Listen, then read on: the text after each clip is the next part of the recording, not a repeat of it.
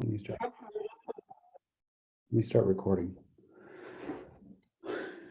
Okay, how's the YouTube channel? Is that helping? Is that working well? Hopefully it is. Okay, following is a table. Okay, the following is a table of political affiliation by county. If an individual is randomly selected, what is the probability that he, she, okay, the individual lives in Orange County, given that they're independent? Now that given, the given is going to isolate what we're looking at. So for this one, it's given that they're independent. So we're only looking at the independent people. Okay, individual lives in Orange County, given that they're independent. Okay, so how many people are independent and Orange County? Well, 475. Out of how many total? Well, it's 991. Okay, so that's that A. Okay, B. The individual is Democrat given that they live in LA. Okay, so we're just looking at the LA people. Okay, so the individual is Democrat given that they're in LA. The given is what isolates our values. So this is 573 over 1511.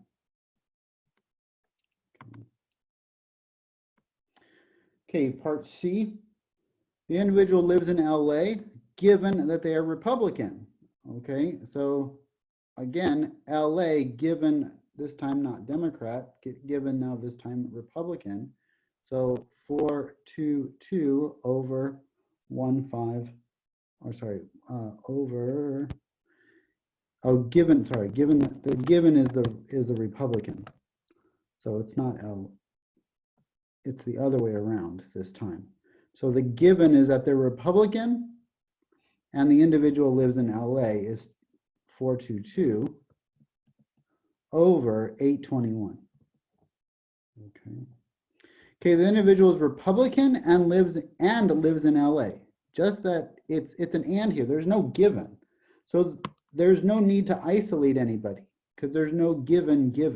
That's kind of redundant, but okay, there's no given in the statement, and so we want just what's a Republican that lives in LA. It's 422, but it's 422 people out of the total, which is 2771. Okay, the individual is Democrat or independent. Democrat or independent. Well, that's going to be 959, the total number of Democrats, plus 991, the total number of independents, over the total here, which is 2771. This becomes 1950 over 2771. Okay. Part F, the individual lives in Orange County or LA. Well, that's everybody, right? So the total for Orange County plus the total for LA is 2771. Well, 2771 over 2771 is equal to 1. And the individual is a Democrat and a Republican at the same time. Well, you can't be, you got to choose. So that's actually 0. 0 are part of both. Okay, over 2771, which is 0. Okay.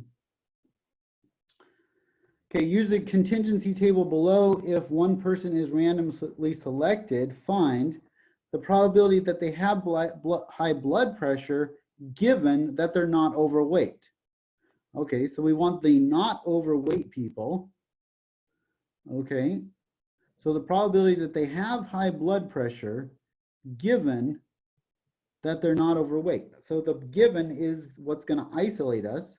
So this is going to be high blood pressures are 60 out of 75. Okay, which I could actually reduce this. Again, on the exam, you may not have to reduce. there may be one question where you'll have to reduce, but because the exam is multiple choice, it's real easy to get an equivalent value. If you just divide the numbers on your calculator, you'll be able to get an equivalent value.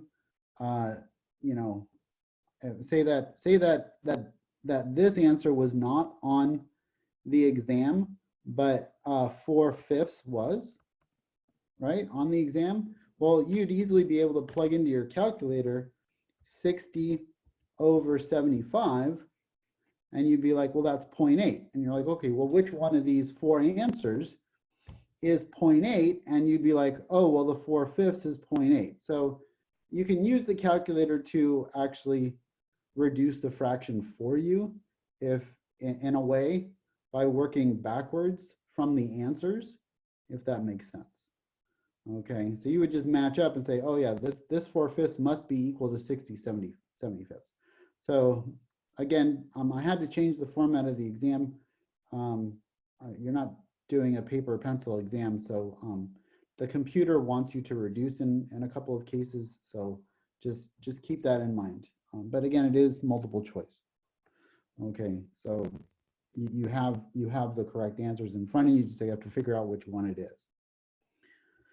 Okay, part B, what's the probability of not overweight?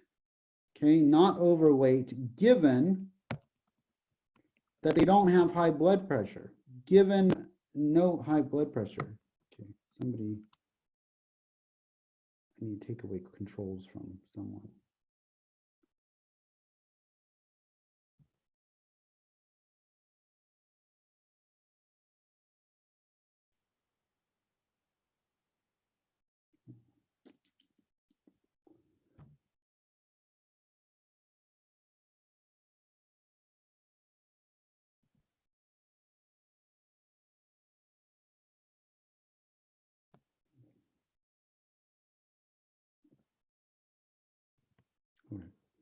Okay, probability that you're not overweight given that you do not have high blood pressure, okay, are these guys here.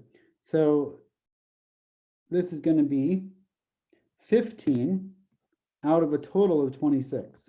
15 out of 26. Okay. Oh, also, I should say on the exam, some of the answers will look like this. And I just hope everybody knows what that means. If it looks like that, that's a fraction. 15 over 26. So hopefully everybody's seen that. That's not going to be an issue either. Okay, so those two are the same. Okay, probability overweight given that they don't have high blood pressure. Okay, well, that's just the complement here. Yeah, that's 11 out of 26. Okay, so 11 out of 26. What's the probability not overweight given that they don't have high blood, or that they do have high blood pressure? So given that they do have high blood pressure, what's the probability of not overweight? That's 60 over 74. Okay. Question? So you said that we may not have to reduce. Yeah, because on a couple of the questions on the test state that you want us to reduce or not. No, it's multiple choice, right? So say say one of the answers is 5, 6, right? But you come out with 25 30ths, right? And you're like, well, right, this would be answer number C, right? And so, yeah, you're going to need to reduce the fraction in this case. Now, there are cases where the denominator is 87, which is a prime number. So there's no way to reduce 25 over 87. It's already reduced. Does that make sense? Because the answer that the computer wants is a reduced fraction, unfortunately. Okay. But if it's a prime number on the bottom, and a couple of the answers are prime numbers, then you don't need to reduce. It's already reduced. So I tried to go with the ones that are that were mostly prime numbers, so it wasn't too much of an issue. Okay, but again, you don't have to. You can divide on your calculator, right? So back to my example, 5, 6, and 25, 36, 30th. You could divide this, right, and you would get 0.83 repeated, and then you would divide this 0.83 repeated, and you'd see, oh, well, number C is the same decimal number as what I got, and so they're going to be the same. So even if you don't reduce, you could still divide on your calculator to equate the decimal answers instead of the fraction answers. Okay, so that's all I was trying to say. Okay, and then the complement of this, overweight, given that they have high blood, this reduces to 30 over 37. Okay, overweight without high blood pressure, that's 14 over 74, which is 7 over 37. Okay.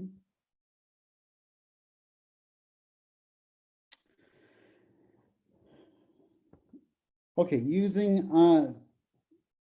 the given table, find the probabilities, give answers as unreduced fractions. So here they're asking you to do the unreduced, which is fine. Okay, just letting you know that the exam, they want you to do reduced. So the probability of blue, okay, probability of blue. Okay, so we've got to get some totals here. Okay, so the blues, if I add this up, 56 and 82, that's 138. The greens are 111. The reds are 71. And the yellows are 30. The females are 170. The males are 180. And the total is 350. Okay, 350 total. Okay, so the blue would be 138 over 350. 138 over 350. And I'm just going to leave it that way. Okay, what about blue or green? Blue or green? Well, that's 138 plus 111 over 350, which is going to be 249 over 350. Okay. What about the probability of male given that it's yellow? Given that it's yellow. Male, given that it's yellow. The given is going to isolate what I'm looking at. And so it's male 12 out of the total 30. So 12 out of 30. Okay. What about the probability of male or yellow? The probability of male or yellow. Okay, so the probability of male or yellow is the probability of male plus the probability of yellow minus the overlap, the probability of male and yellow. That's one of the formulas on that formula sheet there. Okay. Okay, so the probability that you're male, okay, is 180 out of 350. The probability that you're yellow is 30 out of 350. And the probability that you're both male and yellow is 12 out of 350. And so if I were to add up the numerators, add and subtract the numerators, I would get 198 over 350. Okay, so we get that guy there.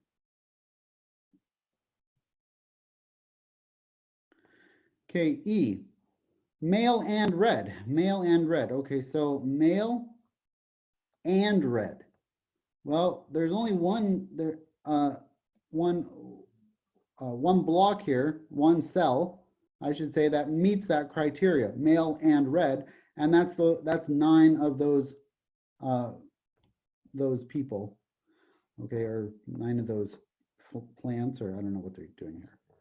Okay, so 9 individuals are male and red. So that's 9 are male and red. So that's 9 out of 350. Okay, and then red, given that it's female. Okay, red, given that it's female. Okay, so we're just going to look at just the females. Okay, because it's given female, we want how many reds? And so that's 62 out of 170. Okay, 62 out of 170. Okay, find the probabilities. Number 4, find the probabilities using a tree diagram. Okay. Try to move this out a little bit more.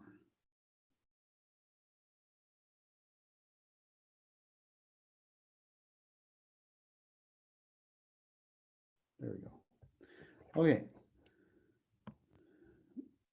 Find the probabilities using a tree diagram. From the study of a large number of drug cases, 40% of defendants had 10 or more years of education. 45 had less than 10 years, while 25% of those with 25% of those with 10 or more years were convicted. Okay, so let's draw our tree diagram. Okay, so it says 40% of defendants had 10 or more. So I'll say 10 plus is 40%, 0.40, meaning that less than 10 is going to be 0.60. It's the other part of that. Okay. Okay, 45% of those with less than 10 years were convicted. So convicted or free, we'll go convicted or guilty or not guilty. Less than 10, okay, was the conviction rate was 0.45. So that means that 55% went free. Okay. For those with 10 plus years of education, the conviction rate was 0.25, okay, for a conviction. And that means that 0.75 went free. Okay. Okay, so we want to find out what's the probability that of less than 10 years of education. Well, that has nothing to do with my convictions. That's just this 0.60 there. So that's 0.6. Okay, 0.6. It's just 1 minus 0.4, which is 0.6. Okay, or 0.60. Okay. Or 60%, however you want to state it. Okay, what's the probability of not being convicted? So that's the probability of being free. Well, that's the probability of being free given 10 plus the probability of being free given less than 10.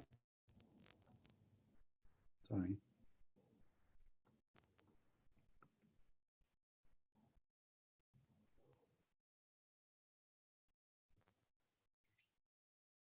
That got moved for somehow. Okay, let me just rewrite it a little bit lower. Okay, probability of free given 10 plus years plus the probability of being free given less than 10 years. Okay, so this is going to be the probability of being free, okay, and, okay, times the probability of being free given less than 10 years. That's 0.75 times the probability of being, okay, of being more than 10, that's 0.4. So 40% of the people, so it's 75% of the 40% went free. That's for the 10 or more.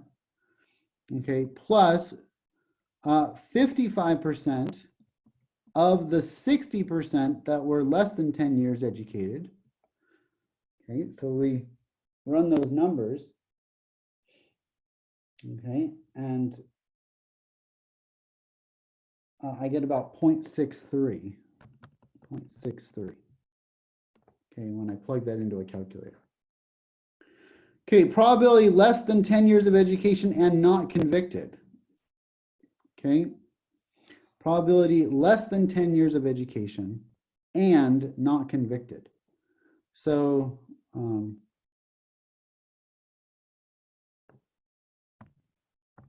question? How'd I get the 55%? Yeah, the 50, because it says those with, so it says 45% of those with less than 10 years of education were convicted, right? So if 45% were convicted, then 1 minus 45% or 55% were set free, okay, or not convicted. Okay, so it's the complement of the convicted. Okay, so the probability of less than 10 years, okay, less than 10 years of education and not convicted. Okay, so less than 10 years of education and not convicted. Well, less than 10 years would be 0.6, okay, and not convicted is 0.55. So that's just this piece here. So it's just the 0.6 times 0.55, 0.6 times 0.55, which is 0.33. Okay. Now, what's the probability of being convicted or less than 10 years? Okay, that's interesting. So this is the probability of convicted or less than 10 years. Okay. So this is going to be the probability of being convicted. Okay. And more than 10 years plus the probability of less than 10. So I know that 60% of the people are less than 10. That's part of the or here, right? It's either it's going to be less than 10 or it's going to be convicted or less than 10. Yeah, it's going to be less than 10, okay, or it's going to be convicted, right? So they can be less than 10 or they can be more than 10, but they have to be convicted in that more than 10. Okay, that's what that means. It means that you could be convicted and less than 10. You could be free and less than 10. It doesn't matter because it's an or statement. Okay, so we know that the less than 10 was 60% of the people. 60% of the people is part of that or. Okay, or less than 10. Okay, what about the convicted and more than 10 though? Okay, well that's 0.440, that's 40% of the population, but of that 40%, it's 25%. So it's 40 times 0.25 plus 0.60. Okay, so 0.4 times 0.25 is 0.1. So this ends up being 0.7. Okay, 0.7. Okay. Okay, number 5. Only 23% of Americans meet the 5-day goal of eating fruits and vegetables. If 3 Americans are randomly selected, okay, what is the probability that all 3 of them, okay, meet that goal? Well, so if I choose one of them, it's 0.23, right? If I choose another one, okay, it's 0.23. And if I choose another one, it's 0.23. These are the people that, this is choosing 3 that meet that goal. That's just 0.23 times 0.23 times 0.23, or 0.23 raised to the 3rd power. Okay, which is 0.012. Okay, 1, I'll just say that it's about 0.012. Okay. What's the probability that none of them meet the goal? Well, what's the probability that one of them doesn't meet the goal?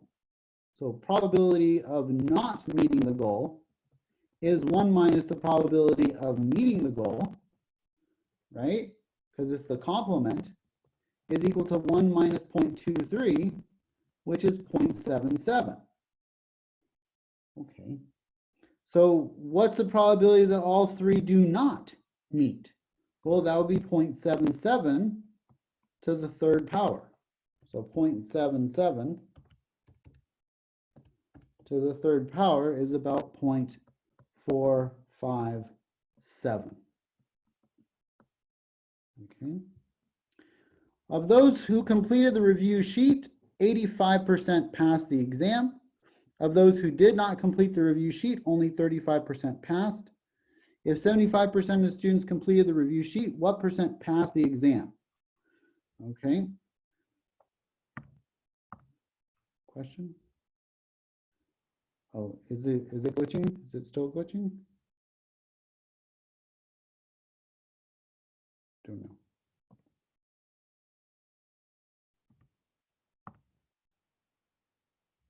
Oh, the audio a little? Okay. Okay. Okay, of those who completed the review sheet, 85% passed the exam. So,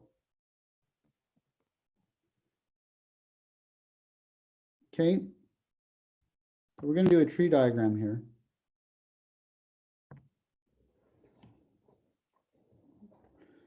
Okay, so let's do a tree diagram. Okay, so we need to know how many students completed the review.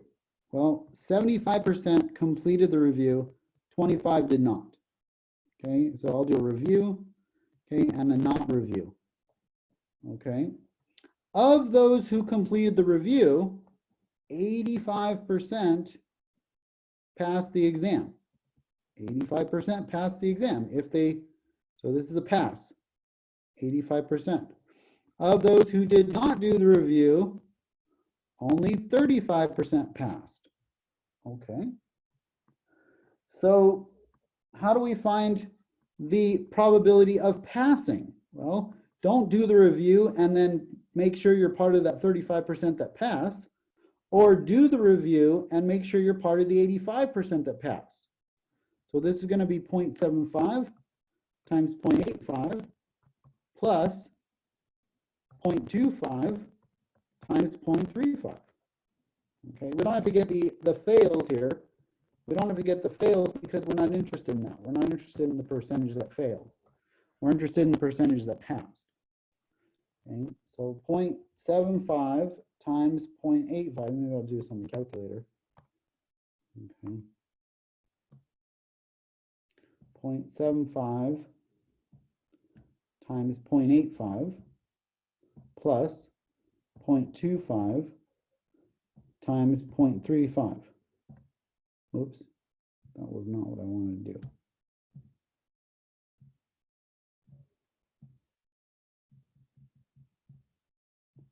Times. Okay, which is 0.725. Okay, 0.725. Okay, what percent? It asks for a percentage here, so I'm going to go with 72.5%.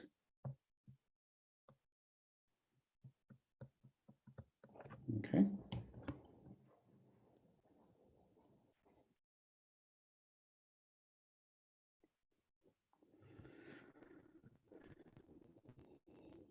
Okay, three factories make specific parts for our cell phones. Using this tree, find the following probabilities.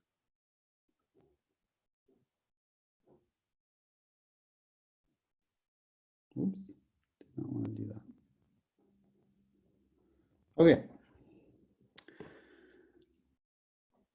Okay, so what's the probability of A or B? Probability of A or B. Okay, so let's look at the probability of A or B. Okay, well, what's the probability of B and C? The probability of B and C is 80%. That's 0.5 plus 0.3. So what would the probability of A be? The probability of A would be 0.2, because the whole thing, A, B, and C, have to add up to 1. Okay, 100%. You're either going to be along path C, path B, or path A. Okay. Okay, so A is 0.2, so it's going to be 0.2 plus the probability of B is 0.5, which is 0.7. That's the probability of A or B. Okay, probability of B and defective. Okay, probability of B and defective. Okay, that's going to be probability of B times the probability of B and being defective. Okay, is 0.5 times 0.02, which is 0.01. Okay, so 1% of the time. Okay, what's the probability of C or not defective? Well, this is the probability of C plus the probability of B and not defective. Okay. So B and no, plus the probability of A and no. Okay. So what's the probability of C? Well, that's 0.3.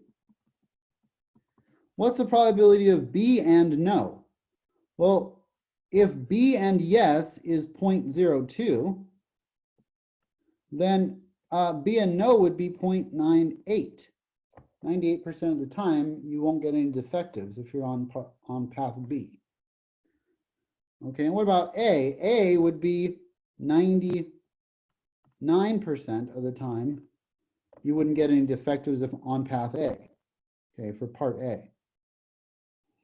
Okay, so B and no would be 0.5 times 0.98, 0.5 times 0.98. And A and no would be 0.2 times 0.99, 0.2 times 0.99. Okay, and if I were to add that all together, I would get 0.988. Okay, what's the probability that a part is defective? Okay, a part is defective. Well, we're going to have to look at all three paths here. How would you go along all three paths to be defective? So the defective path for C would be 0.03 because that's the complement of 0.97. So probability of being defective is going to be 0.2 times 0.01, okay, plus 0.5 times 0.02 plus 0.3 times 0.03. And if I were to multiply that all together, I would get 0.021. Okay. And then what's the probability not defective given B? So we're only looking at B. We're only looking at B. And what's the probability of not defective given that we're B? Well, the probability of being defective is 2%. The probability of not being defective is 0.98. Okay, so yeah. Okay, because again, we're just isolating to B. So we don't have to multiply by B's probability. We already know what the probability of being B is. It's 100% because we've told it that it's 100% probability that we are in B. So we only need to multiply by the 0.98 times 1, and that's 0.98. Okay, number 8, a friend offers you Skittles, but it says you can only have 2. Well, is that really a true friend? The question is wrong here.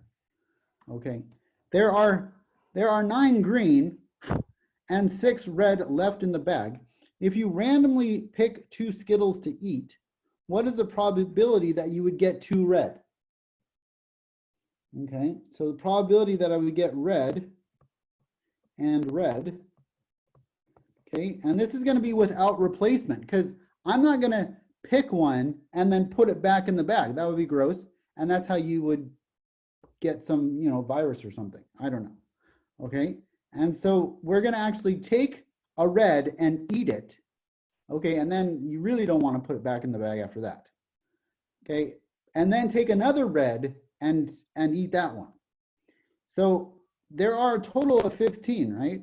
So the probability of getting a red, choosing a red first would be 6 out of 15. And then, because there's one less red and one less Skittle, these go down. And if I multiply across, I get 30 over 210, which would reduce to 1/7. This is without replacement. Without replacement. If it was with replacement, then everything would be independent and we could just multiply the probabilities times each other. Okay, number 9. A section of statistics has 10 freshmen and 25 sophomores. Give answer as fraction rounded to 4 decimal places. Give answer as a fraction or rounded to 4 decimal places. Okay, or. Okay, if one student, okay. I'm trying to talk here. If one student is selected from this section, what is the probability that the student is a freshman? Okay, so, well, how many freshmen are there? There's 10. Out of a total of how many? 35, right? And so that's going to reduce, okay, that's going to reduce to 2 7s, which is 0.2857. Okay, so either one of those. A student has been selected and he is a sophomore. Okay. A second student is to be selected, and that student will be different from the first. Well, that's good. A second student is to be selected, and that student will be different from the first. Okay, so we're not putting people back, is what they're saying. Okay, we're not selecting and then putting that person back and then selecting again. So this is without replacement again.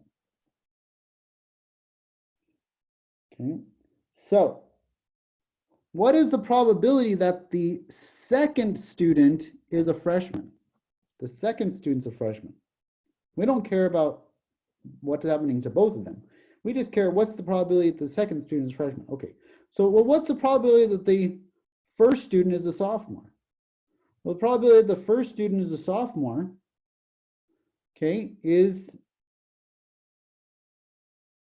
25 out of 35, right? 25 out of 35, okay. What's the probability that the second student is a freshman? Well, wouldn't that be 10 out of 34? And we don't really care about the first guy, we just care about the second guy.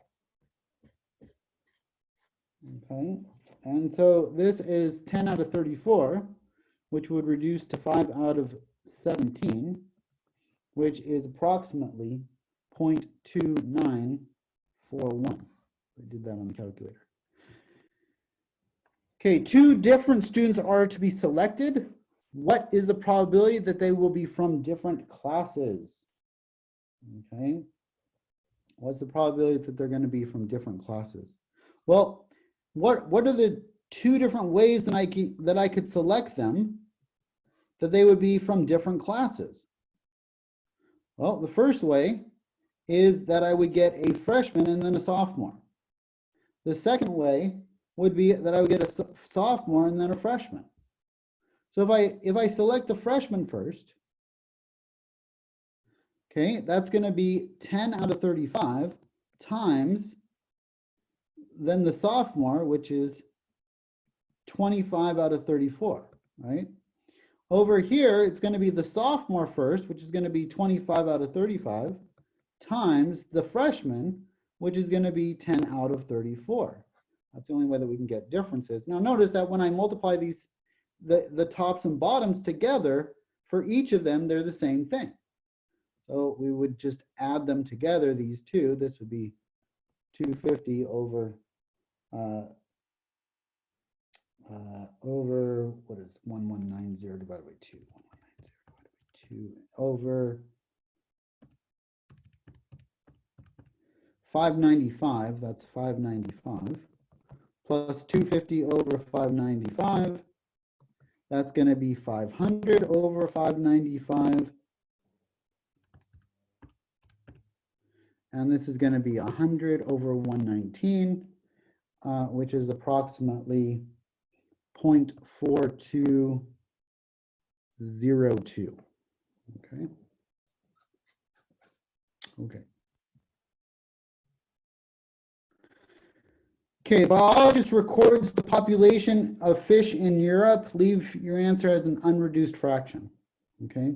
What is the probability the randomly selected fish was caught in Italy?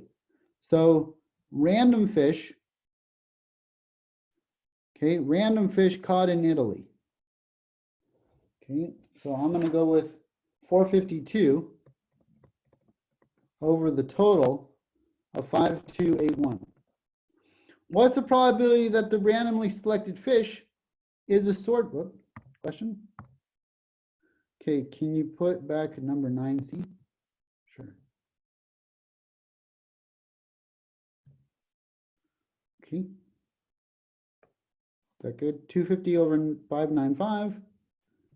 250 over 595, 500 over 595, 100 over.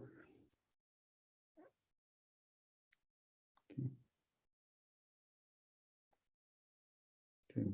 Maybe you can take like a screenshot of it. So, okay. Okay, what's the probability that a randomly selected fish is a swordfish? Well, how many swordfish are there? There's 1773 over 581. Okay, what's the probability that a random selected fish is a bass or from Italy? Bass or from Italy. So the probability of bass or Italy is the probability of bass plus the probability of Italy minus the overlap, probability of bass and Italy. Okay, so what's the probability of being a bass? Well, that's 108 out of 5281. Okay, 108 out of 5281, 108. Okay, what's the probability? This is 5281. What's the probability of being from Italy? Well, that's my 452, right? 452 out of 5281, and then minus the overlap. What is the overlap here? Well, the overlap is a bass fish from Italy, an Italian bass fish. Okay, and so that guy just got counted twice. And since I don't want to count those 16 fish twice, I have to subtract them off once. Okay, so that's 16 fishes. Okay, which is not the plural of fish, because the plural of fish is fish. Okay. So this becomes 544 over 5281. Okay, like the plural of deer is deer. The plural of goose is geese. And the plural of moose is meese. No, it isn't. It's moose. Yeah, plurals are hard. Okay. What is the probability that a randomly selected fish is caught in Grecia given that it's a grouper? Given that it's a grouper. Thanks for the lulls. Okay. What is the probability that it is caught in Grecia given that it's a grouper? Well, the given tells us we're limited to the given. Okay, we're limited to the givens. Okay, so we're limited to the groupers because it's given that it's a grouper. We already know it's a grouper, so we're just dealing with groupers. So what's the probability that was caught in Grecia? Well, let's go to Grecia here. It's 205. So 205 over 1054. What's the probability that a randomly selected fish is a grouper if it is caught in Grecia? So now it's given Grecia, it's the opposite, right? It's the opposite. So now it's the opposite here. given Grecia, well, that's just 205 over 1, the total here, which is 1536. 1536. Are fish and country independent? Explain. Okay. Are fish and country independent? Explain. No. Okay, they are not independent. For example, okay, the probability of, let's just take one example here. The probability of, right, well, what was independence? Independence was A given B is equal to the probability of A. That's independence.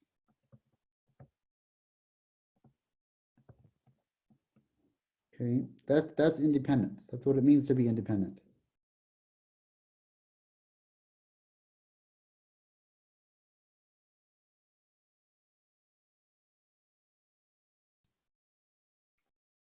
Okay, so let's just take one example. Okay, maybe we'll take the randomly selected, let's see, let's do a swordfish. Oh, the bass from Italy, right? Let's do the bass fish from Italy. Is the probability of being a bass fish given Italy the same as the probability of a bass fish given the whole rest of the world? Okay, so where's the bass fish given Italy? Bass fish, okay, given that it came from Italy, is that the same as the bass fish given that it came from the world? Are those two, are the proportions the same? That's what I want to know. Does it matter whether it came from Italy or Greece or France or Spain? Are the proportions the same? So is the bass fish given Italy 16 over 452, 16 over 452, the same as the bass fish 108 over 5281. Okay, now let's see what the decimals are so we can compare the decimals. 16 over 452, okay, is 0.03. 53, is that the same as 108 divided by 5281? Okay, and that's 0.0205. Those are not equal. Okay, and it won't work for any of the fish because they're not country independent. Okay, it depends on the country how many fish you're going to have. Okay, so that's an example. Okay. Okay, number 11 here, if you have number 11 where it says ATYM market, okay, if you have that, I got rid of it, so we're not gonna, this won't be on the exam. So that number 11 is gone. Okay, if you got the updated version, then number 11 will really be here, where it says 30%. That will really be our new number 11, and so we're just gonna skip that one. Okay, that one doesn't exist. Okay, that was part of 4.3, but we skipped 4.3, so I forgot to take it off of the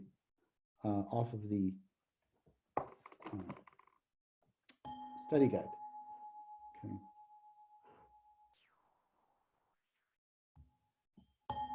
There we go. That's my lamp. Makes me feel like I'm doing meditation or something. Namaste. Okay, so draw a diagram to the left summarizing the sample space. Okay, so here, let's do that. 30% of the students at SAC prefer to take online courses. It's 100% now. Okay, 80% of SAC students who say they prefer to take online courses work full-time. Okay, 25% of students who do not prefer to take online courses work full-time. So let's look at our sample space. Okay, So draw a T diagram to the left. Well, I'm going to go to the right because there's more space.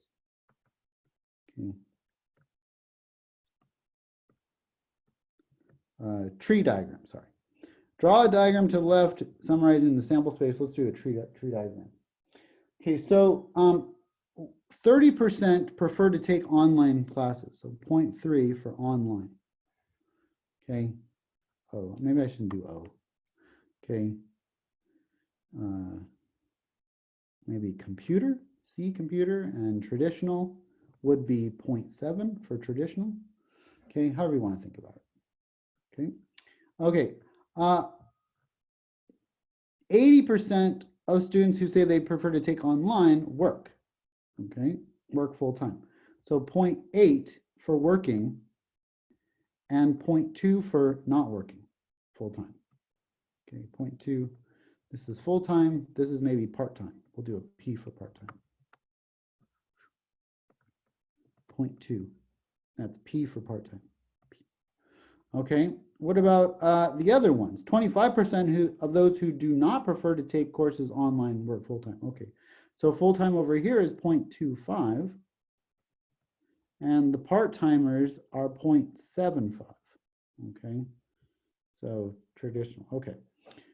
Using symbols like P, A given B, list the two probabilities you need to compare to see if online class preference and work full-time are independent, okay?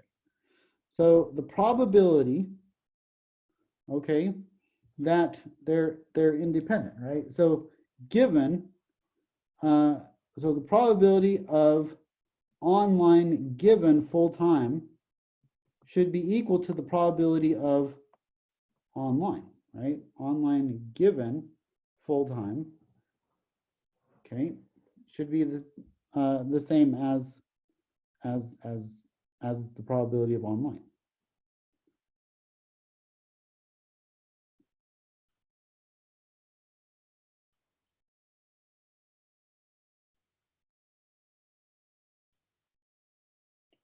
Okay. Actually, I think I'm going to do it backwards. Yeah, let's do this backwards. Let's prove it backwards. It's going to be easier. Okay, probability of full-time given that you're online. Okay, and does that equal the probability of being full-time? Okay, that makes more sense because you can't have online being in both categories over here. Okay, but you can't have full-time being in both categories. Okay, so the probability of full-time given that we're online. Well, we already know that we're online. Okay, we already know that we're online here, so the probability of being full-time is just 0.8. That's this guy here, 0.8. What's the probability of being full-time? Well, there's two cases. There's the case where you're online full-time, 0.3 times 0.8. This is online full-time. Okay, online full-time. Okay, and then there's the case where you're not online, you're in a traditional classroom, and okay, you're full-time. So that's 0.25. So this is traditional and full-time.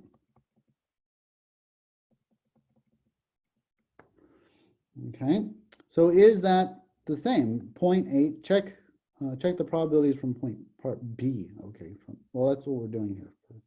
I guess we did part C and part B at the same time. Okay, so these are the symbols in part B that we need for part C. Okay, so I guess this is part C. Okay, so what's 0.3 times 0.8? That's 0.24. What's 0.7 times 0.25? 7 times 0.25 is 0.175. And this is nowhere near 80%. Okay, so it is not independent. Okay, what do your answers part C say about the relationship between online preference and work amount? That is not independent. Okay. Okay. Not independent. They're not equal to each other. Okay. Okay. Throughout the year, televisions go on sale, which causes prices to vary. On Black Friday, there are special deals on high definition TVs. Best Buy is selling a TV for $459 that usually has a mean selling price of $549. Target is selling a TV for $469 with a standard deviation of 29. Target is selling a TV for $469 that usually has a mean of $569 with a standard deviation of $23.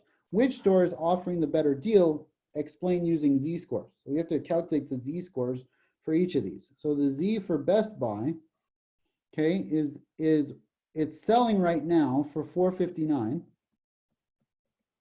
Okay, maybe I'll write the formula here. Okay, z is equal to x minus mu over standard deviation, right?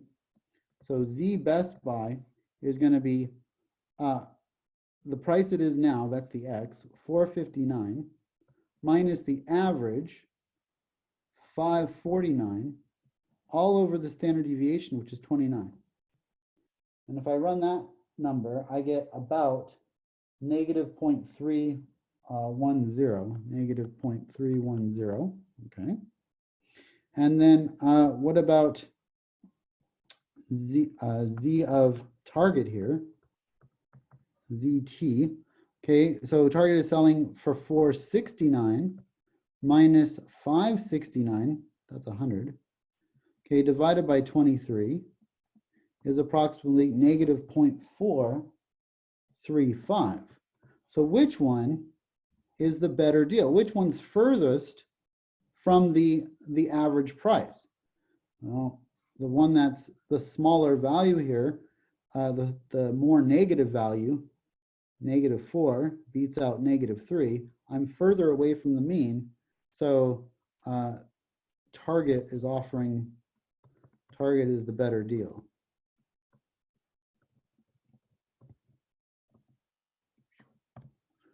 Okay.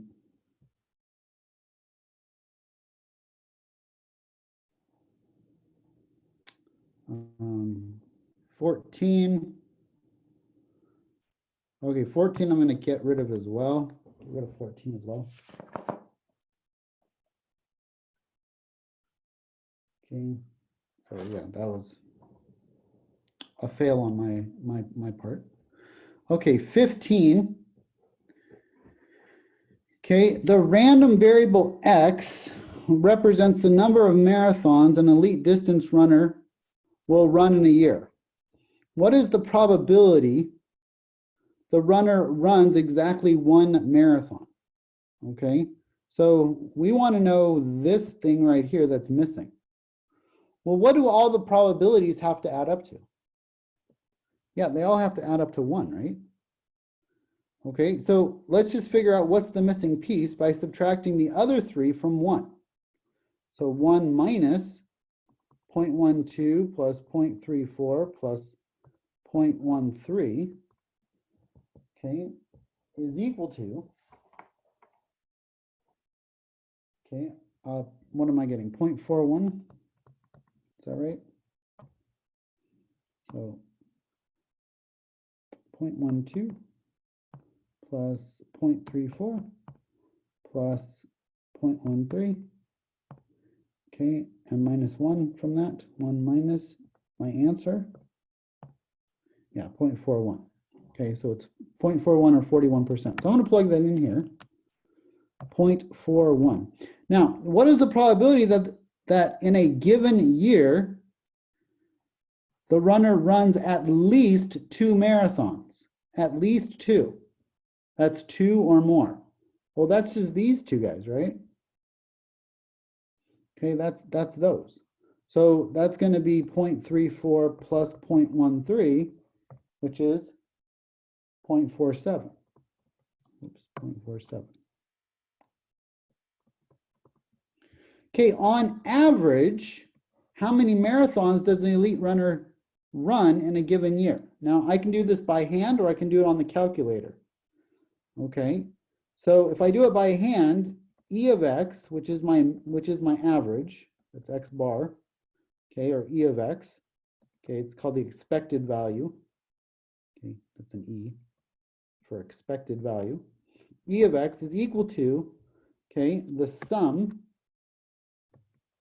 of x times P of x. It's the sum, this sigma here, this little symbol is capital sigma, which means sum. Okay, sum up all the x times the P of x. So 0 times 0.12 plus 1 times 0.41. It's actually easier to probably just do it by hand, not in the calculator. 2 times 0.34 plus 3 times 0.13. Okay, 0 times anything is 0. 1 times anything is itself. 2 times 0.34 is just 0.68. And 3 times 0.13 is 0.39. Okay. So if I add that all together, I should get 1.48. So about 1.5 marathons, 1.48 marathons. Okay, 1.48 marathons there. Okay, that's the average amount.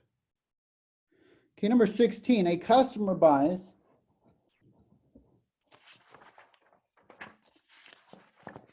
$25,000 life insurance policy with an annual premium of $300.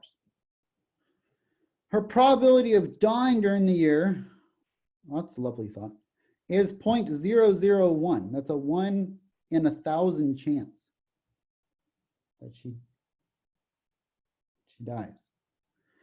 If she dies, the insurance company will give her beneficiary $250,000. If there's a 0.001 chance she dies, what's the probability she does not die? Well, that's 1 minus 0.001, which is 0.999. There's a 99.9% chance that she does not die. Well, that's good. Okay, fill in the table below. Let X equal the amount the insurance company makes. That's how much the insurance company makes. So, okay, so how much is she going to, is the insurance company going to make if she doesn't die? If she does not die, then won't it make $300 for the year? Right? Make sense? Yeah. Okay. Okay. And with what probability? What probability is it just going to bring in $300? Well, isn't that 99.9% chance that she doesn't die? Okay. Yeah.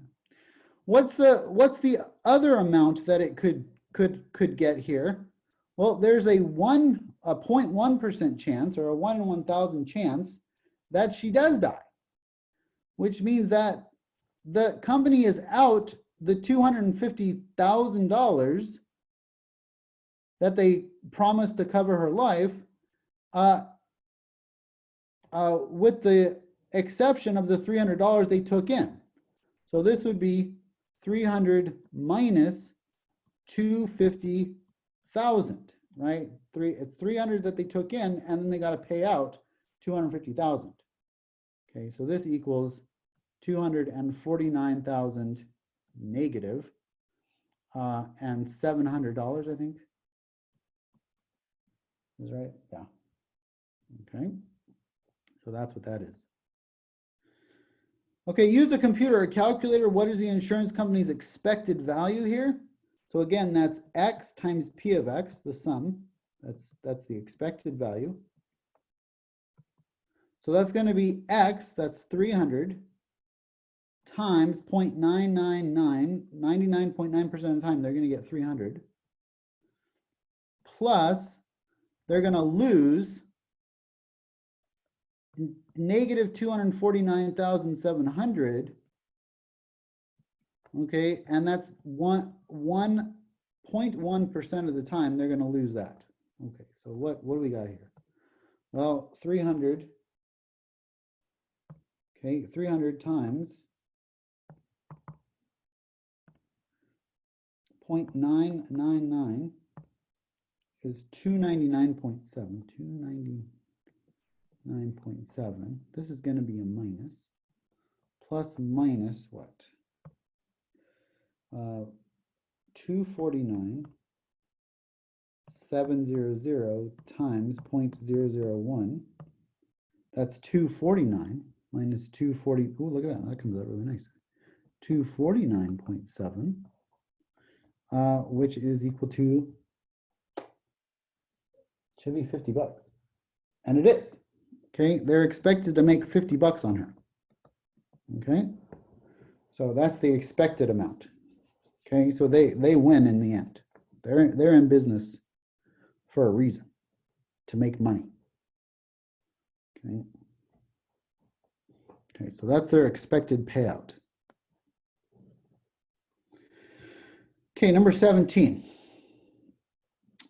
The amount spent by statistics students on supplies is normally distributed with a mean of 210 and a standard deviation of 38. Make a sketch in part, show calculator inputs, make a sketch for each part, show calculator inputs, and it helps to start with the probability statement. Okay. So draw a picture of the normal distribution with the x-axis cutoffs for 68, 95, and 99.7. Again, this is normal, right? So the middle is going to be the mean. So the middle here is the mean. Okay.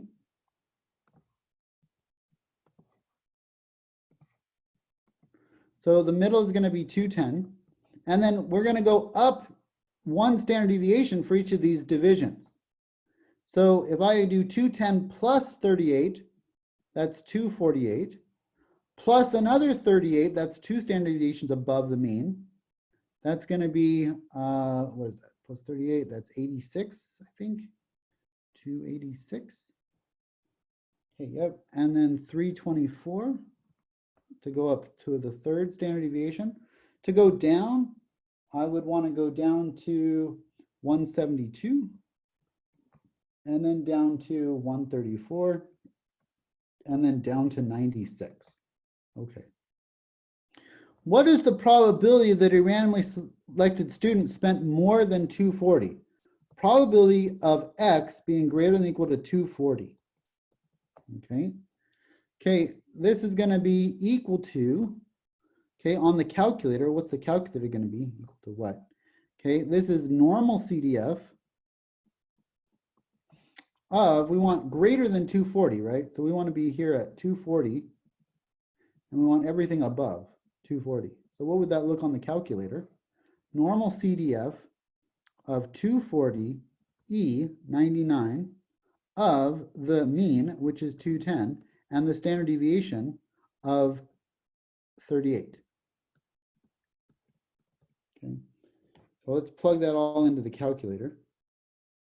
So the calculator is, let's clear this, clear. Okay,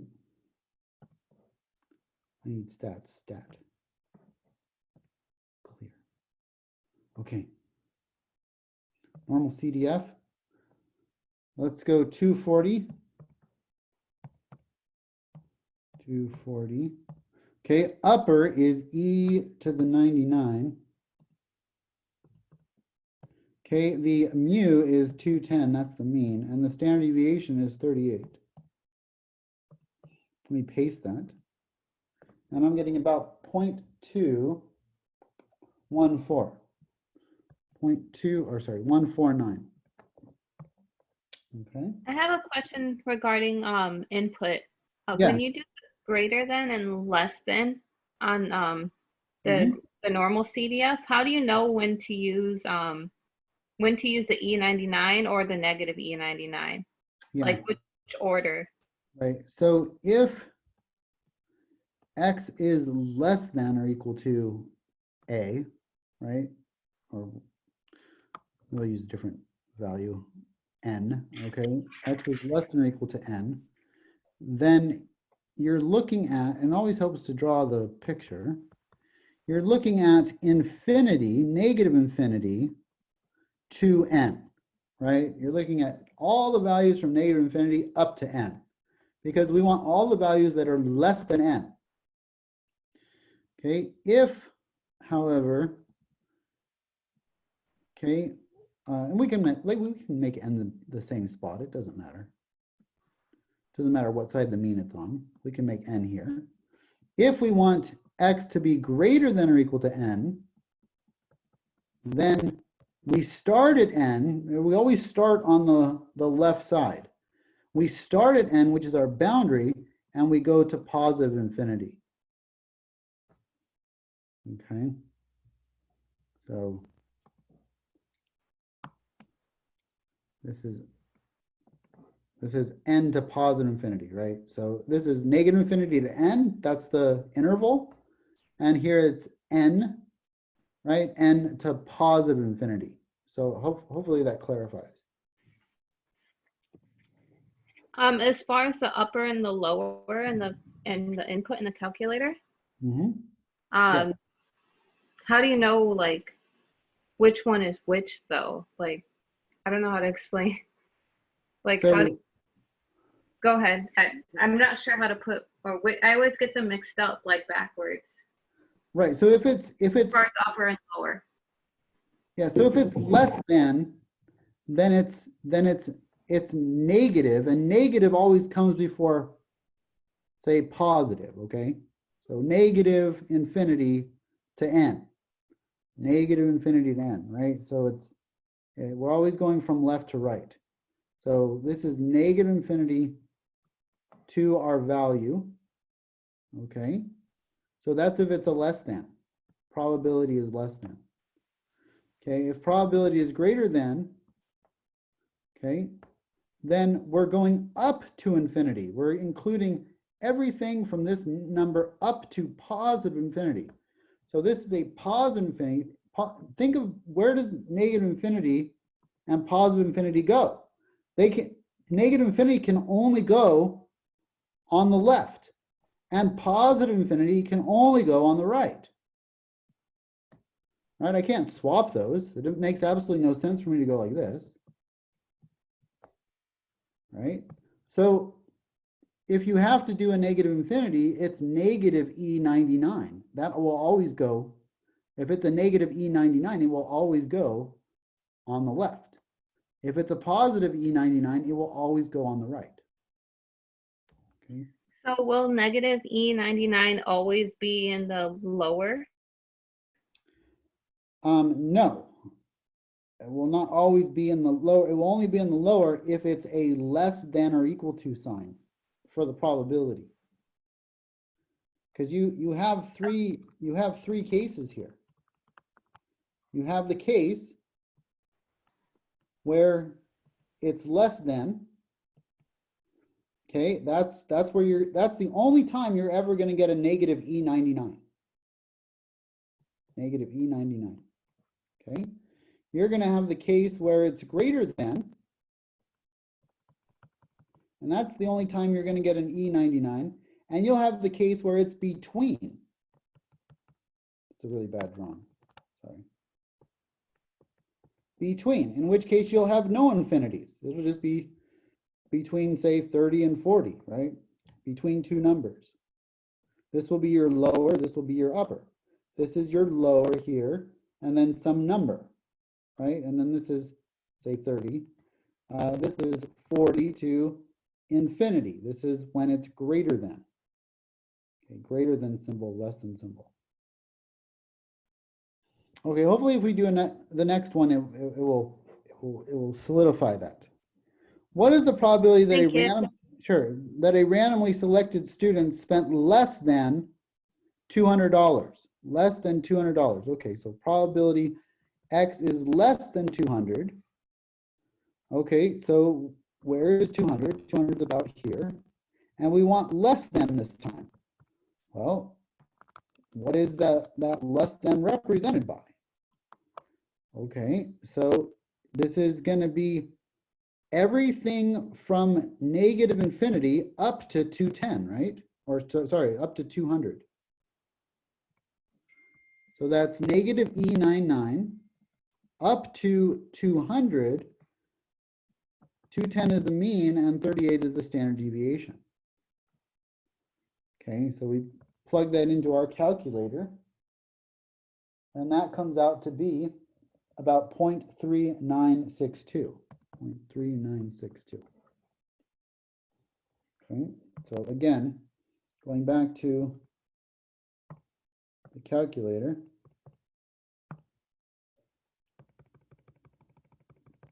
well, let me just clear this. Second bars, normal CDF. The lower is negative E99. The upper, because it's a less than symbol, the upper is 200. Okay, the mean is 210, 38, yes, paste, boom, and it should be 0.3962. Okay, what's the probability the randomly selected student is between 200 and 240? Here we don't have any infinities. It's the probability of X being between 200 and 240. So we just can plug that back into the calculator. So 200 to 240, right? Okay. I'm going to get 0.3889.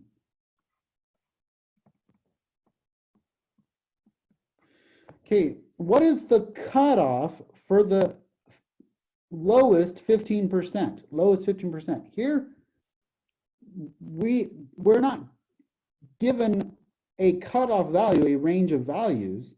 Here, we're actually given the probability. We want to know what's the probability for X less than what is equal to 0.15. We're given the probability. It's 15%. Okay, so how do we go backwards? We don't want normal CDF. Normal CDF would give us the 15%. We want the cutoff,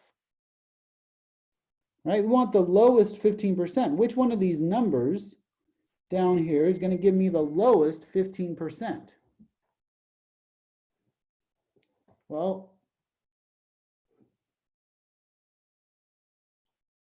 I gotta use the calculator, but I can't use normal CDF. I have to use inverse norm.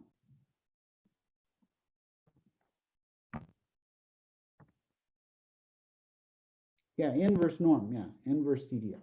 Okay, inverse norm, which is 0.15 with a mean of 210 and a standard deviation of 38. Okay, and if I plug that in, okay, go to second vars, inverse norm, the area is 0.15.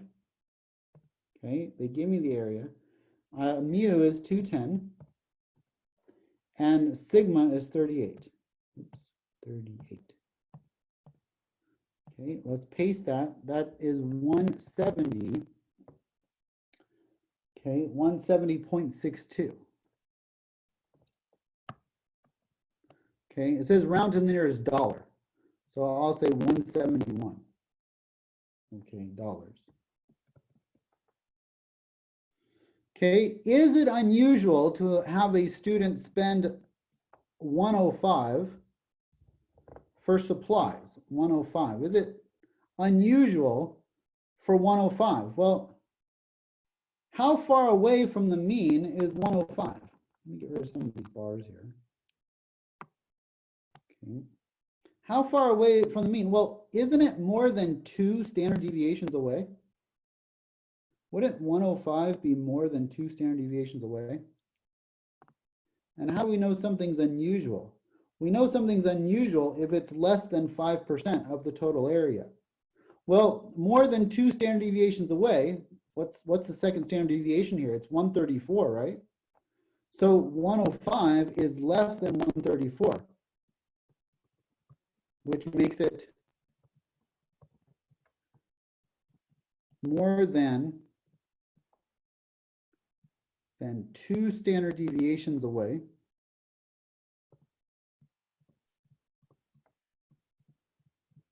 from the mean.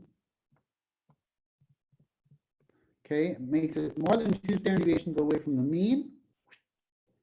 Okay, and less than 2.5% of the time. Now, why is it less than 2.5% when 2 standard deviations away is 95%? Remember, 2 standard deviations away is 95%.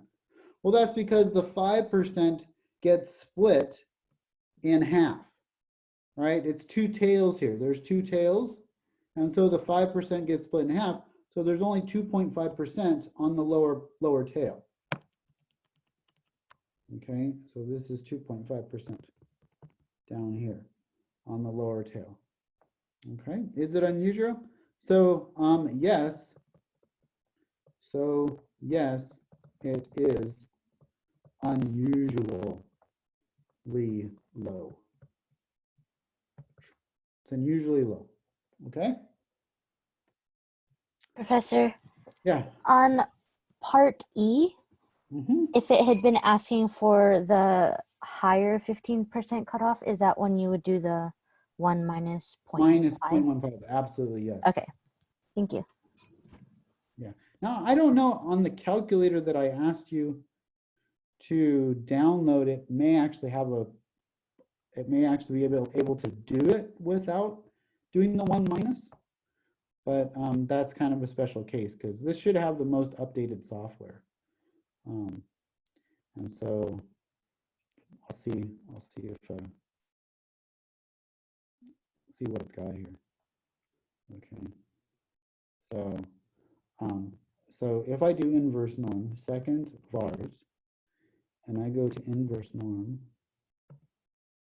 Okay, yeah, see it tells me, do I want to do the left, center, or right? If I plug in 0.15,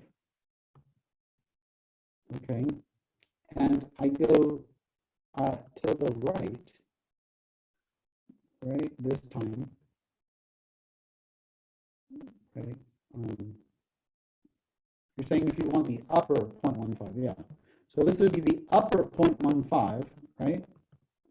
It should be the same as the lower 0.15, but you just reset it, and it gives you. Oh, this was for a different standard. This was for a standard normal. We do it for ours. What was ours? Ours was 210 and 38, right? So.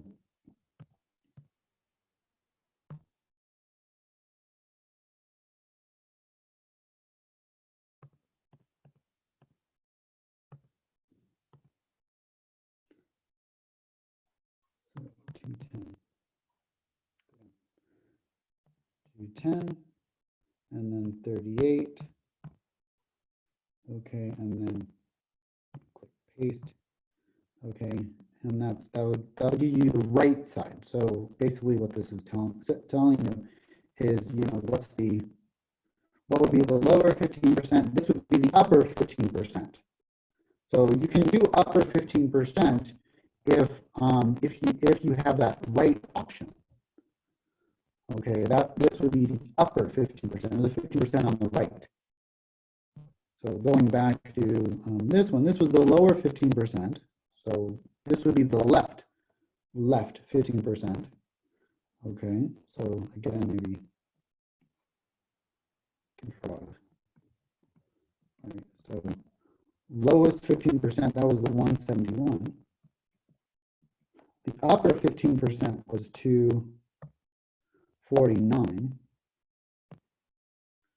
249. So you could do it that way. Now, if you don't have that option on your calculator to do left or right, then you can only do the 1 minus, like on the calculator I've been using here before. Let me get rid of this guy.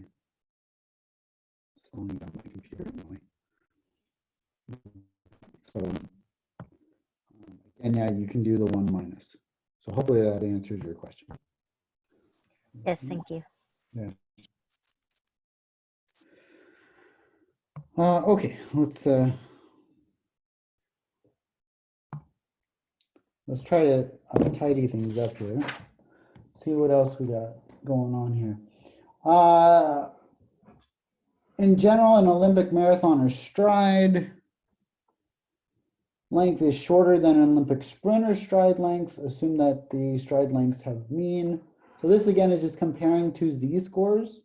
Okay, we already did one kind of like that. And then number 17 and 18 are basically the exact same, comparing z-scores. Okay, so. What tells you on number 18 that it's a z-score? Because you're comparing one thing to another. You're comparing this guy to this guy, right?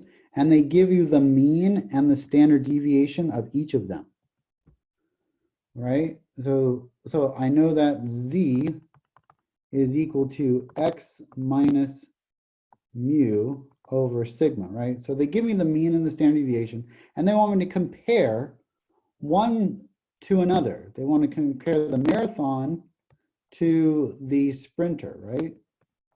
And so when I want to compare apples to apples, okay, I have to use z-scores. I have to standardize these, right? Because they're not standardized.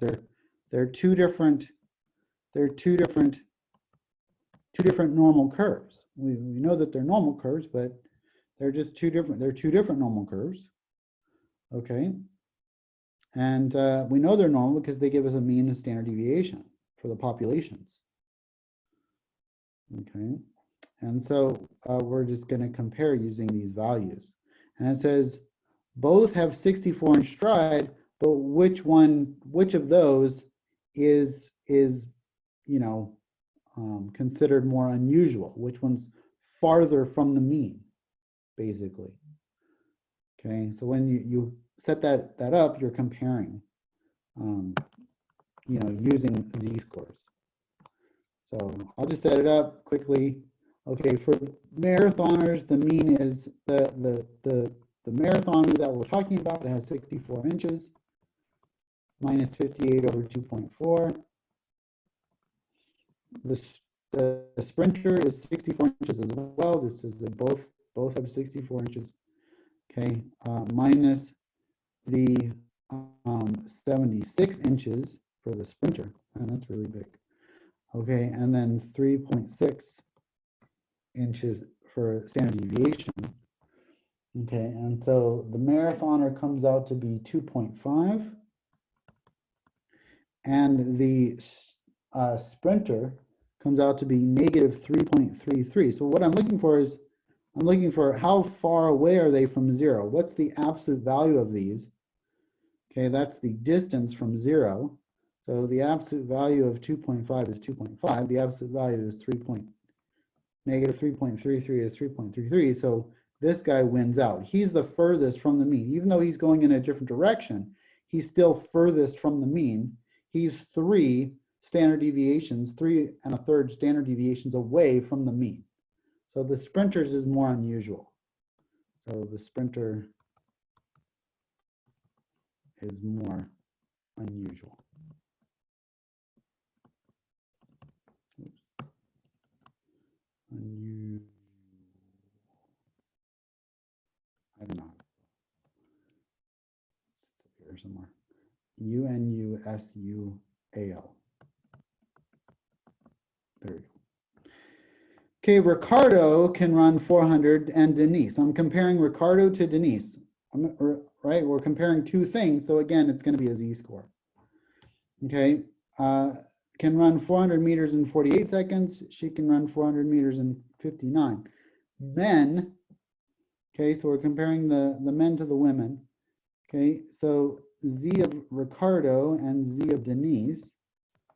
So he ran 48 seconds, but the men have a mean of 50 and a standard deviation of 1.2. Denise ran 59, but the women have a mean of 62 and a standard deviation of 0.4. So yeah, smaller standard deviation. Okay, so if we run these numbers, Ricardo's z-score is negative 1.67, but Denise's, she just kind of blows it out of the water. Hers is negative 7.5 because of this incredibly small standard deviation. When we have a small standard deviation, we have an incredibly narrow. When we have a large standard deviation, we have a wide graph. So narrow graph compared to a wide graph. Okay, Denise wins out. She has the smaller value. Okay, and so she's the better athlete. Why? Because if everybody else is scoring around 72 and she gets 59, or sorry, 62 and she gets 59, and that's 7.5 standard deviations below the mean, she's really good. Okay, he's only 1.67 standard deviations below the mean. Okay, his mean.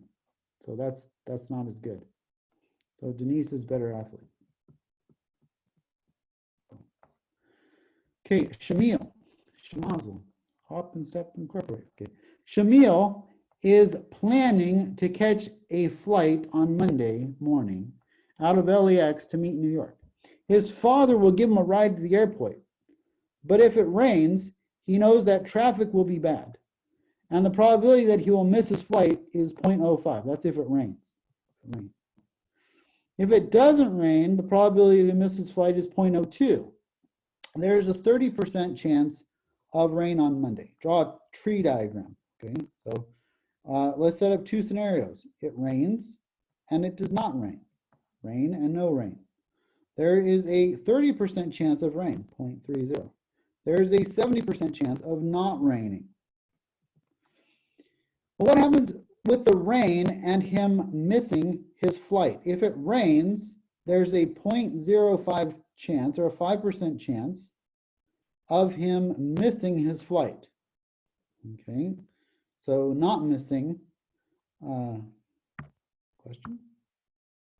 Does it matter in which direction the SD is in? Above? No. Yes, it does. It depends on.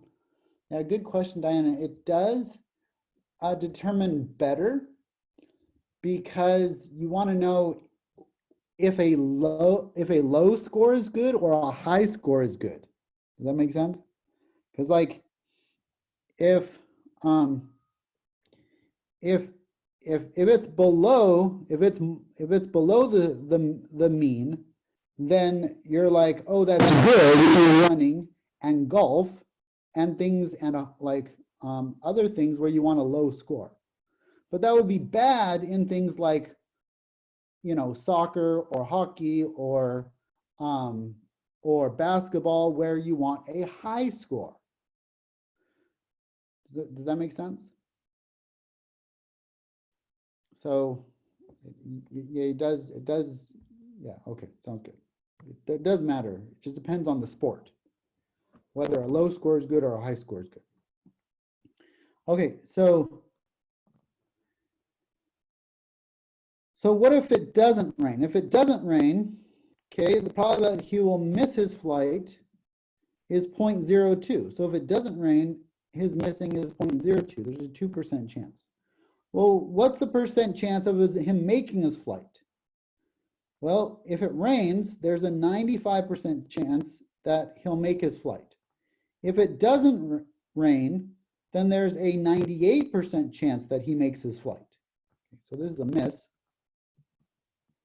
Okay, and this is this is good. Like this is flight, maybe good. He's on the flight. He's on the flight. Okay.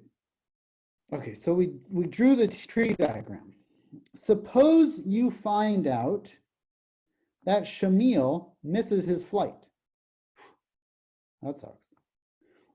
What is the probability that it rained Monday morning? Okay, oh, sorry. What is the probability that it rained that Monday morning, given that we know he missed his flight? Okay, so what we're looking for is the probability that it rained, given that he missed his flight. Okay, we know he missed his flight, right? Okay, so what's the probability that it rained? Well, this is the probability that it rained and he missed his flight over the probability of him just missing his flight. Well, what's the probability of it raining and him missing his flight? Well, that's this here, 0.30 times 0.05. That's the probability of it raining and missing. 0.30 times 0.05. That's the probability of it raining and missing. But what's the probability of it just missing? Well, there's two scenarios where he could miss, right? There's the raining and missing, which is 0.30 times 0.05, but there's also the not raining and missing. So that's 0.70 times 0.02. Okay. If we do the top, if we multiply the top out, I get 0.015.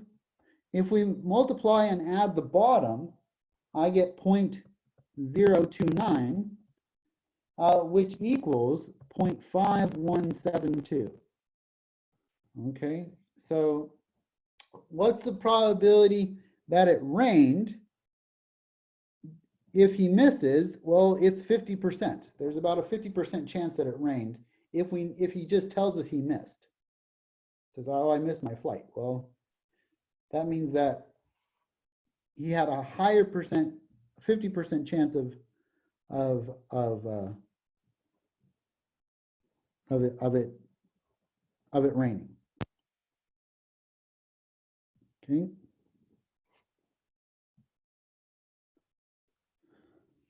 Okay. Suppose the weights are normally distributed with a mean of 182 pounds and a standard deviation of 8.2 pounds. What is the probability that the mean weight of 25 men is less than 175? 25 men in this case. Okay.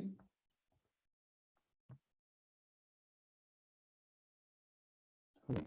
We're talking about rain, and now we're talking about men. Rain, it's the rain and men. Hallelujah. So, suppose the weights of men are normally distributed with a mean of 182 pounds and a standard deviation of, okay, so the mean is 182 and the standard deviation is 8.2. Okay, what is the probability that the mean weight, okay, of 25 men? This isn't just one man though, right? So again, if I go back to Canvas always slows my computer down. I don't get it. Okay. Hopefully it doesn't screw it up.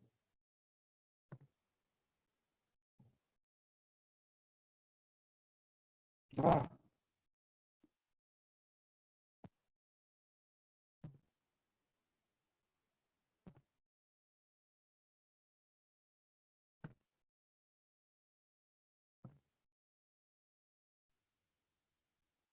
Okay, I'm not on Canvas.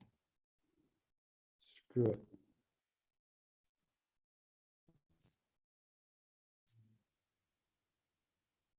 Can you hear me? Am I back? Yes. Okay, good. Okay. Again, Canvas is of the devil. Okay. Yes, thank you. Okay, so let's try to log into Canvas here. See what happens. Okay, so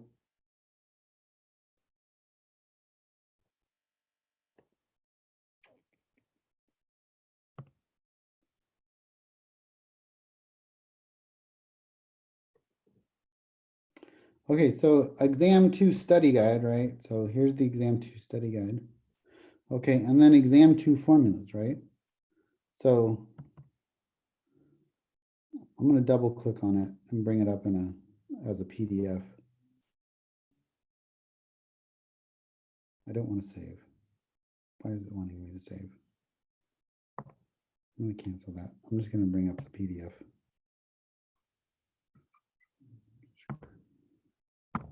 Forget that.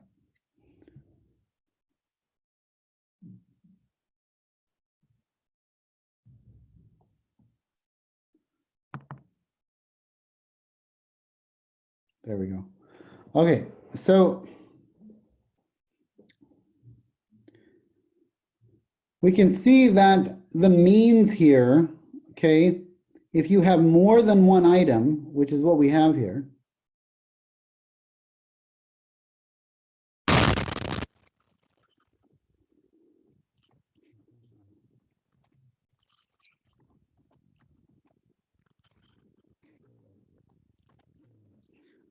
Sound cut out.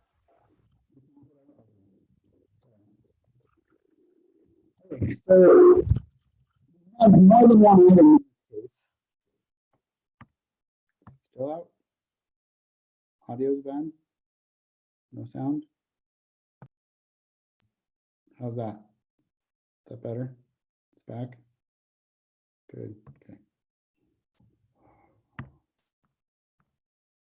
Better, okay. So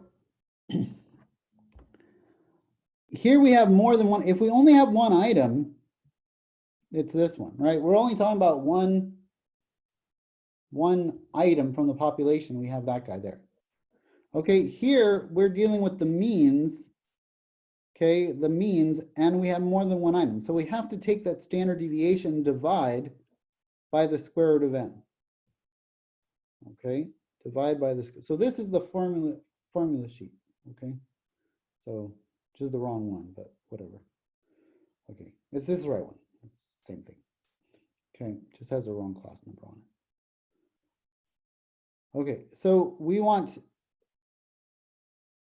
to use this one for this problem. Okay, it's the means, but our n is 25. Let's go back here. Okay, so n is equal to 25. So our standard error, okay, our standard error, or our standard deviation, okay, is going to be 8.2 over the square root of 25, which is 8.2 over 5, which actually goes in pretty nicely. 8.2 divided by 5 is 1.64. Okay, so we want to know what's the probability that the mean weight of 25 men is less than 175. So what's the probability that the mean is less than 175? Well, right, that's going to be the normal CDF. We're going to plug in normal CDF into our calculator. Okay, second normal CDF. Okay, sample size is a little low, but that's okay. We're going to assume that they're normally distributed, so the sample size doesn't matter. Okay, and so we're going to go second vars, normal CDF. Okay, and then the lower, what's the lower going to be on this one? What's the lower going to be on this? This is a less than. Again, try to picture the curve in your head. Less than, or draw it out. Less than means from a certain value, everything below, right? So what would be everything below? Where would I start? Wouldn't I start at negative infinity? Right? So I would start at negative infinity. And where am I going to go to? I'm going to stop at 175. And what's my mean in this case? My mean is 182. And what's my standard deviation? It's 8.2, right? Wrong. It's not 8.2. It's not 8.2. What is it? it's 1.64, right? Why is it 1.64? It's not 8.2 because it's not just one person that we're talking about. It's 25 people as a group. And so it's 1.64. Plug that in. Do I really get that little of a value? Yes, I do. This is an extremely low value. Okay, this is 0.00000, 5 zeros, and then a 9, we'll say a 99. Okay.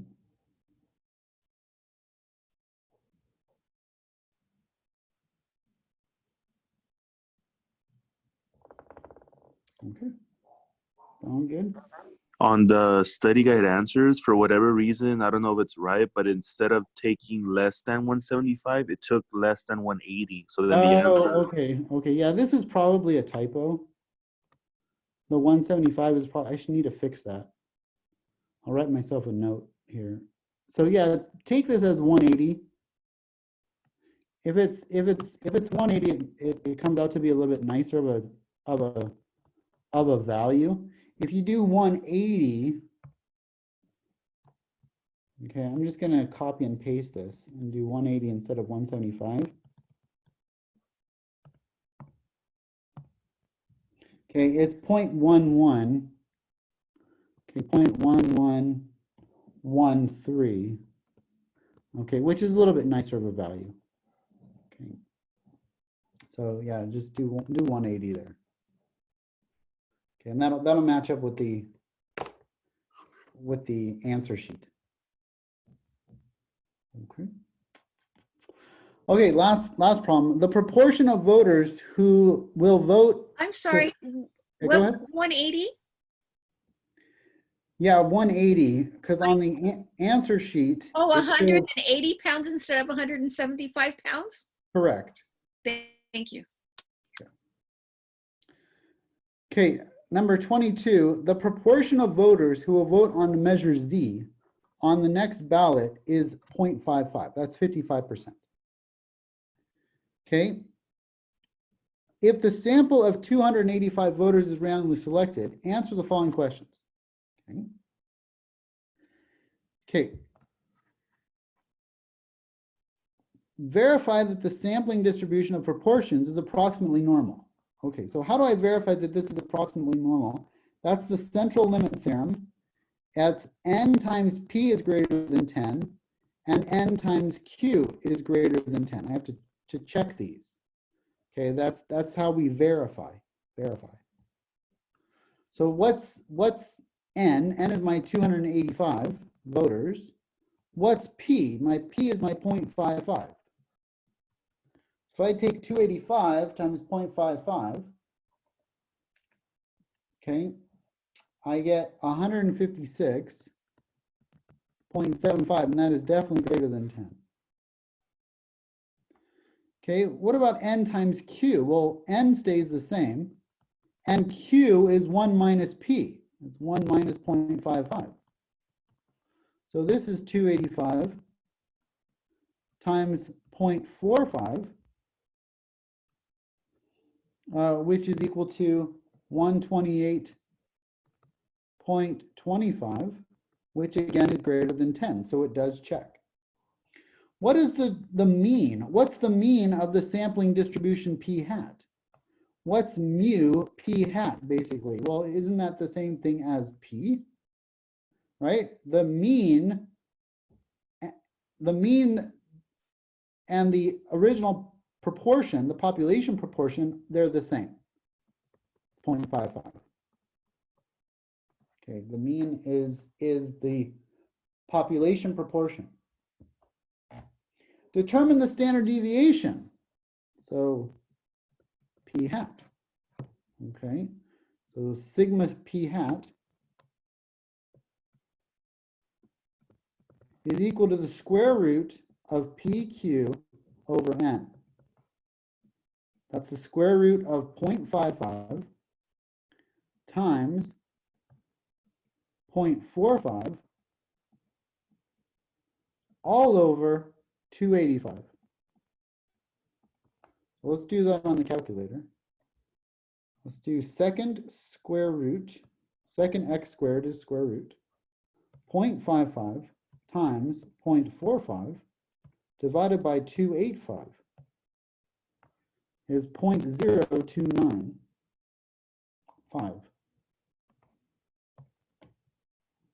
Okay. What is the probability that from a sample of 285 voters, less than half will say they vote to approve measure? Okay, less than half. So what's less than half? Well, as a proportion. Well, half is 50%, right? 0.5, right? So I want to know if the population proportion, if the mean is 0.55 with a standard deviation of 0.0295, what's the probability of getting 0.5 or lower? Is this a shoo-in, or is there still a chance that this might not pass? Okay. Okay. So in this sample, right, what's going to be lower than 0.5? So this is normal CDF of negative infinity, right? So it's negative infinity all the way up to that upper bound. If there was a lower bound, then we would go from that lower bound all the way to positive infinity. Okay, but in this case, it's negative infinity to an upper bound.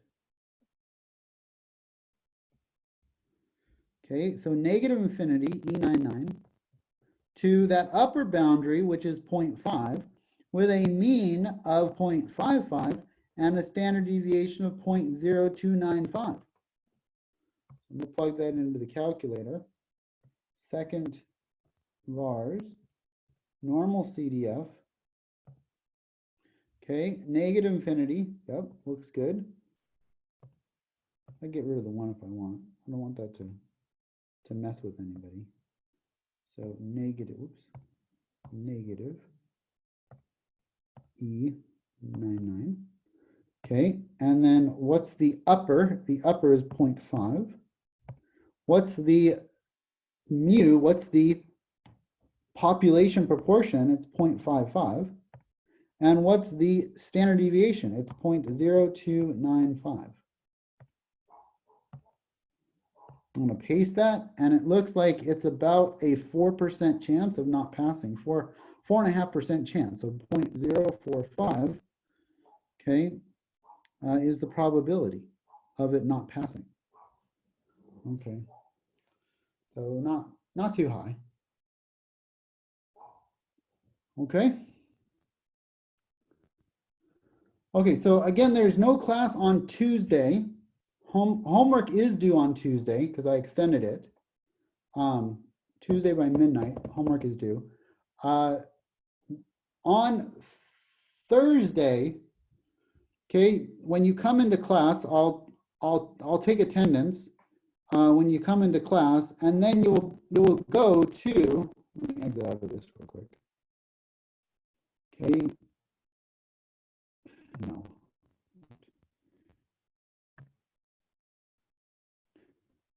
You'll go to the quizzes part of Canvas.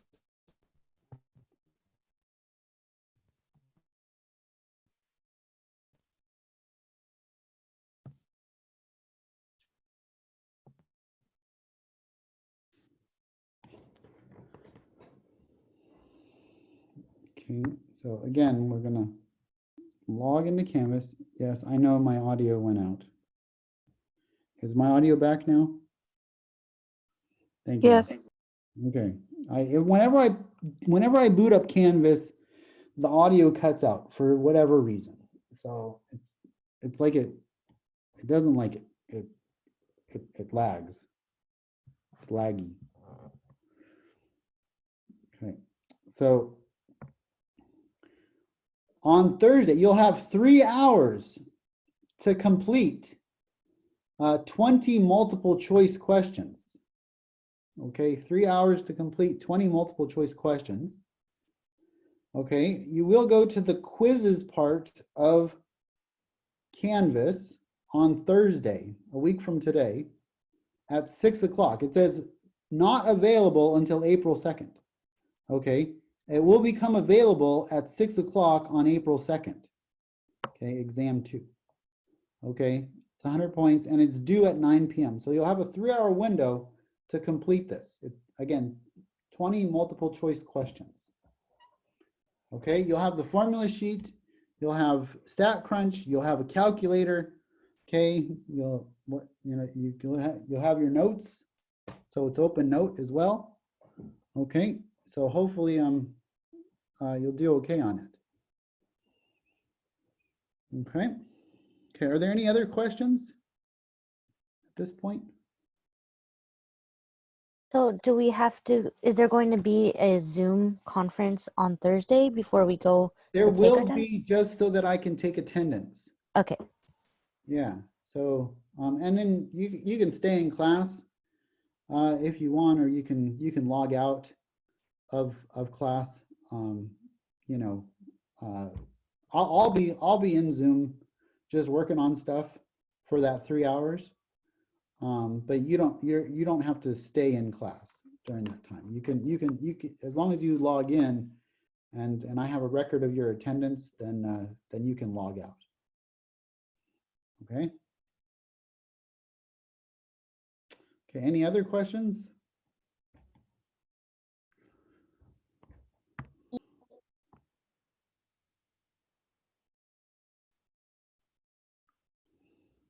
Yeah, you should be able to.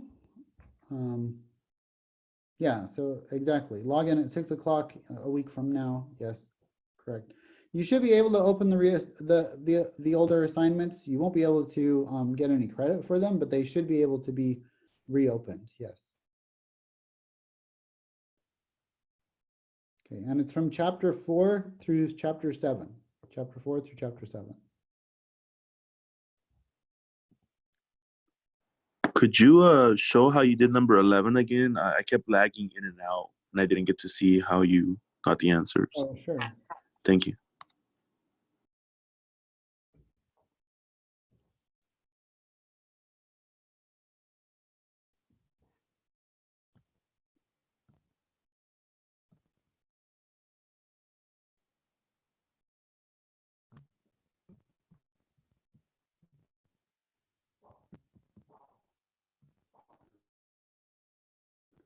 So number 11 being the 30% here.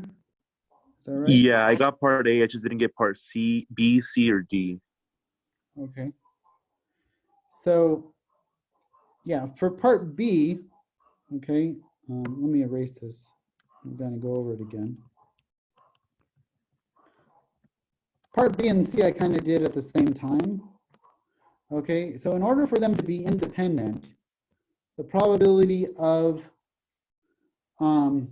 it says, do they prefer online courses, right? Online courses. So 30% of the students do online courses, right? So I did the tree diagram. Maybe I'll be that O for online and then traditional. So we want the probability of online, or is it given, says compare to see if online class preference and work full-time are independent. Online class preference, I think it's given that they're online, probability of full-time work given online should be the same as, is it reversed? Oh, okay. Do you want me to see if, are they locked at this point? Are they not able to be reopened?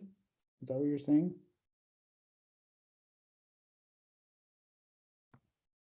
Okay, I'll look into that. I'll look into seeing if they're locked or not. If they're locked, I'll reopen them. Okay, probability of full-time.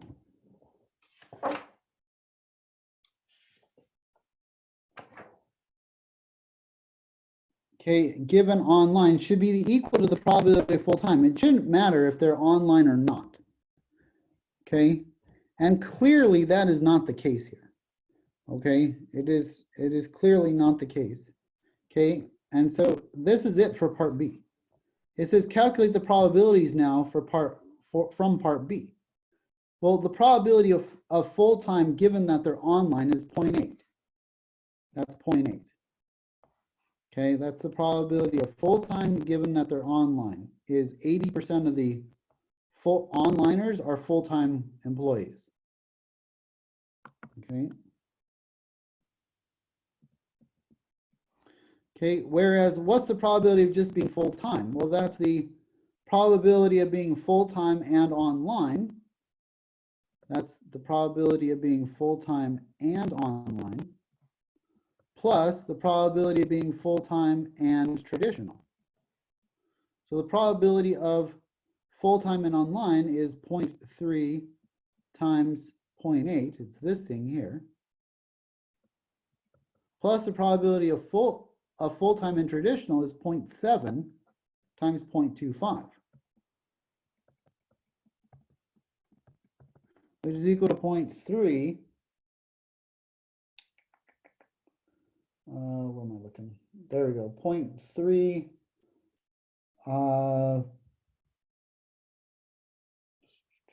65. Okay, and we can see that they are not independent. Okay, what does your answer in part C say about the relationship between online preference and work environment? They are not independent because 0.8 does not equal 0.365. Okay, so they're not independent. If they were independent, then this would be true.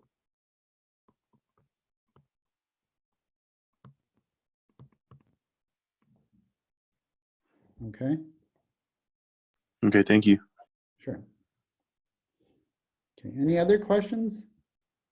On number 22, part D, in the part where it says less than half, did you know to put it in 0.5 form because your mean was 0.55? Because we're dealing with proportions, which are percentages, Okay, right? Does that make sense? yes. Okay. So yeah, so I just put it as a decimal because proportions they're better as percentages and decimals. Okay, thank you. Sure.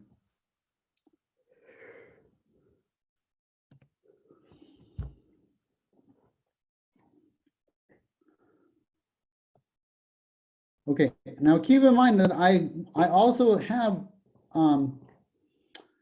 what is it? On Thursday, I am tutoring during the day, so it's free tutoring for 2 hours. Okay, it's through the Academic Computing Center, and it's through their Canvas page. So keep that in mind.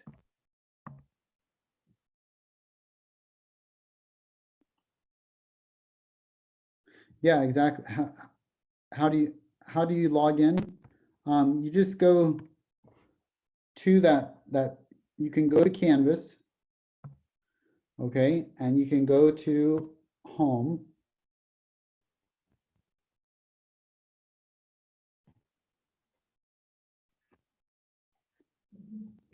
Okay, and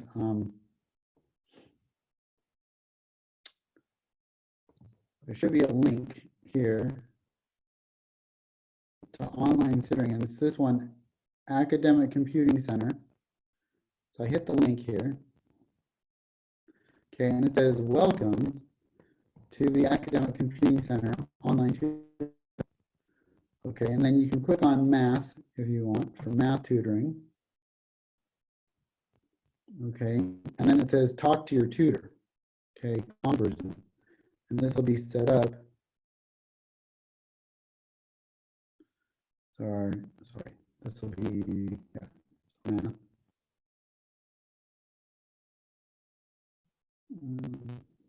Okay,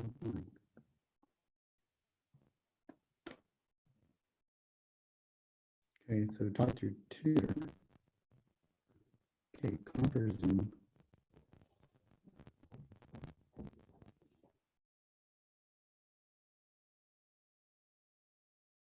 Okay, and it should bring up an event schedule. Okay, so here's all the events. So today I was in there from 1 to 3, and it's mathematics tutoring right here.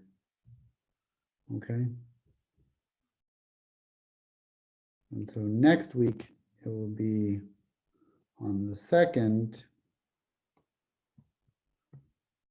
Right. Oh, we got to go to next week. Be on the 2nd. I'll be in there from 1 to 3 again. Okay, sounds good. Okay. Okay. Well, if you specifically don't have any more questions, then I will see you in a week. Okay. Again, make sure your homework is in by next Tuesday, and then I'll see you for the exam here at 6 o'clock on the 2nd. Okay. If you do have more questions, let me know and I'll stick around.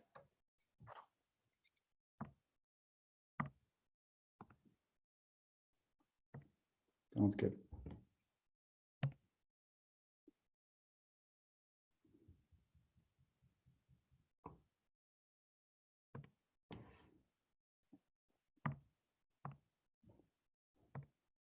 You're welcome.